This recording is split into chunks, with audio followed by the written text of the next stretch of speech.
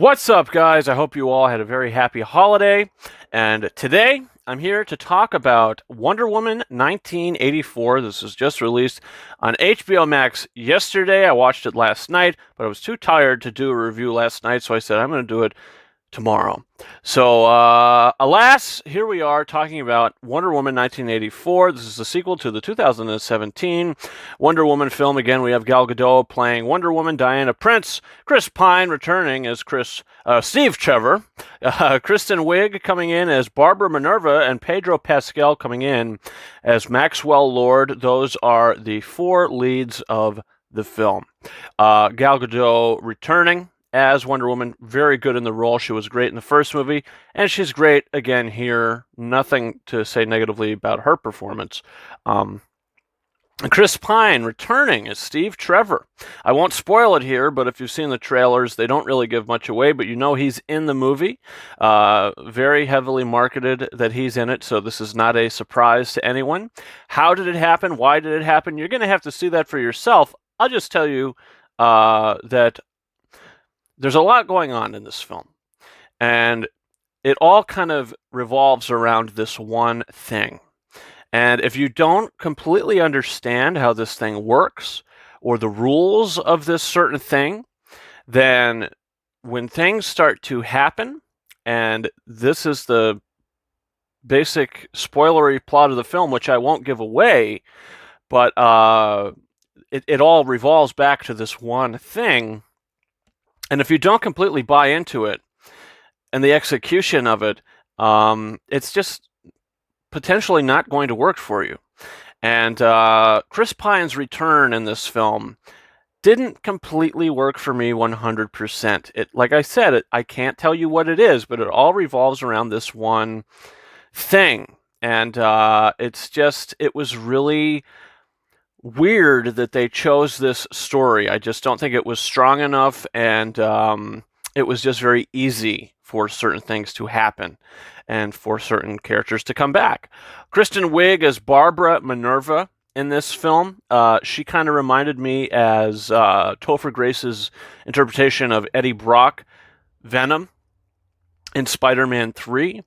The character starts very similar. Also, she reminds me of Jamie Foxx's Electro from The Amazing Spider-Man Part 2. She's a character who is kind of quirky, kind of lonely. You know, she's got all the same character traits. This is nothing new that we're seeing here. In the case of Amazing Spider-Man 2, we have Electro falling into the pit of electric eels and all that. In this, I won't spoil it, but like I said, it all comes back to this one thing.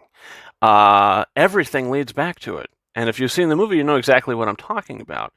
And I feel like Kristen Wiig's character in this movie was just, she didn't need to be in the film.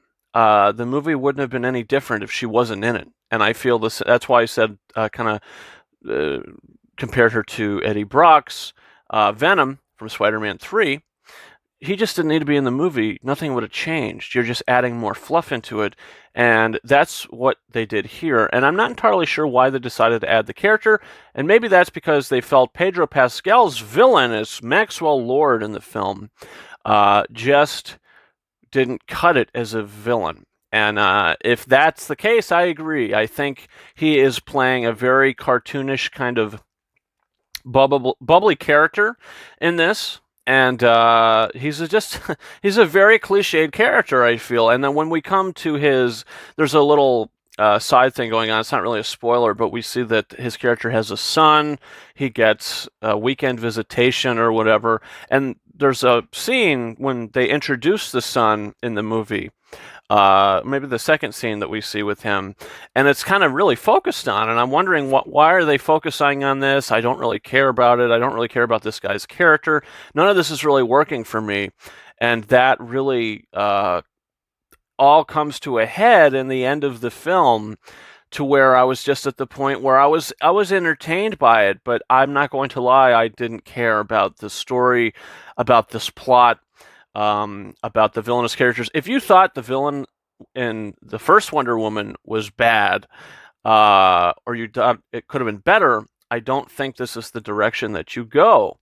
they just added. We have two villainous roles in this, and both of them didn't work for me because they all. I'll say it again. They all go back to this one thing, and that thing just was kind of a weak story thing for me. I didn't think the movie had a strong story. Now, I do think that it is well directed by Patty Jenkins, and I think she did a great job directing the movie. The acting is good. Like I said, Gal Gadot is good. Chris Pine is good, even though I didn't really completely buy into or completely care why he was there. He is good. Pedro Pascal is okay. His performance kind of bugged me at times. Didn't really care about his character. And Kristen Wiig, again, she's the most cliched thing we've ever seen, so didn't really care about her character either. There's the opening scene of the movie was really the best part about it. We see the stuff in the trailers, not giving anything away, but we have the young Diana in the mascara. She's doing this kind of competition she's participating in. That was all really well done and really entertaining. And the movie is visually impressive, visually stunning. Most of the visual effects are good. I would say like maybe 15% of the effects are questionable. But other than that, it looked pretty good. Now, one of the last things I'll mention is, you see the suit that she's wearing, this golden suit that they're kind of not really marketing the movie around, but you see it a lot. If you think it has a huge significance, it really doesn't. They have one quick scene just to be like, okay, we have to set this up, so let's just go in a room and see that it's all covered up, and we'll have somebody ask about it, and we could just give a quick explanation of what it is, and then the next time we see it, she's wearing it. And does it really have special powers, special abilities? No, not really. So didn't really completely, love the new golden armor or whatever it is she's wearing. But I prefer the original Wonder Woman suit. And believe it or not, there's not a lot of action in this movie. A lot of the action does start in the third act of the film. First scene of the movie, first maybe two scenes of the movie, you get a little bit of action-y stuff going on. But after that, the movie, for like a whole hour and a half almost, there's just nothing action-y going on. Like I said, it is entertaining, but I just feel like the pacing is a little wonky, and that might be due to the movie being a little overstuffed. There's a lot going on. And I guess finally I'll talk about the Hans Zimmer score. You do get that Wonder Woman theme back in this movie. It does evolve a little bit. It is a very good piece of music, and I do like it. The overall score is good when it services the movie, but if you're listening to it outside the film, it might be a little forgettable.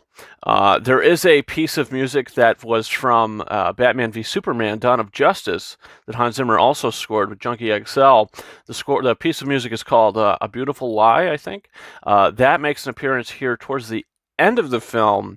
And even though I do like the music, I do understand what they were going for in this movie. I do get it. It just did not work for me. And if it works for you, hey, I understand. But it just unfortunately did not work for me. And at the end of the day, it is entertaining. It is well directed. It's just the story doesn't really work for me at all. And I'm going to give the movie 3.5 out of 5 stars. I did like it, but I don't think it's nearly as good as the first one. So guys, comment your thoughts down in the comments. Did you see this movie? Non-spoiler thoughts. What are your thoughts about it? Also, don't forget to hit that subscribe button. Eventually, I do have a huge 4K and Blu-ray update video coming that is going to knock your socks off. There's a stack of titles here that I'm just waiting for a few more things to come in the mail to do that video. Also, I do plan on doing a top 10 best 4K Blu-rays of 2020 and top 10 worst movies of 2020. You'll be getting a top 10 best list in about a month, maybe a little more than a month. I have to see a couple more things, a few more things that just quite aren't released yet that, I haven't seen nearly enough to have a cohesive top 10 best movie list. Also, if you want to follow me on Instagram at King of Rises 131 and Twitter at RyanKing72, all that's down in the description of this video. Definitely check all that out. And yeah, guys, that's about it for me. Thank you so much for watching my review for Wonder Woman 1984. And until next time, over and out.